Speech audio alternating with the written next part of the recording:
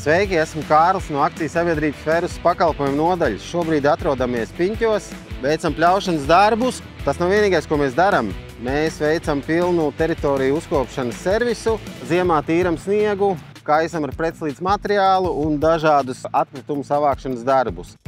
Mūsu lielākie klienti – valsts nekustamie īpašumi, lidosta Rīga ziemas apstākļos, Mārupes novada pašvaldība, arī bērnu slimnīcā, tāpat arī traumatoloģijas un ortopēdijas slimnīca.